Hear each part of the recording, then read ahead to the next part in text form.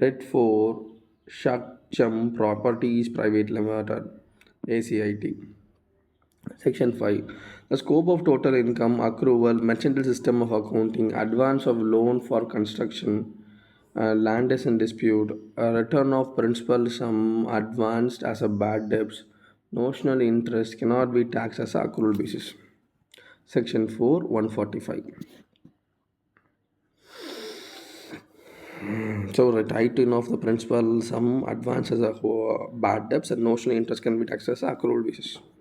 Following the appeal of tribunal held that the accounting standard 9 on revenue recognition, where there was uncertainty regarding the realization of any claim or receipt, including interest. It was to recognize only when there is a reasonable certainty or regarding an ultimate collection.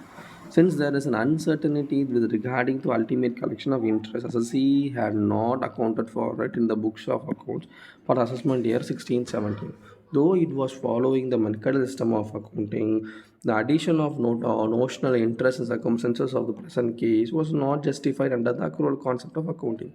Having regarding the mandatory and binding AS9, where the principal was doubtful for recovery and the interest therein could not be said to have accrued and added to the income even under the mechanical system of accounting.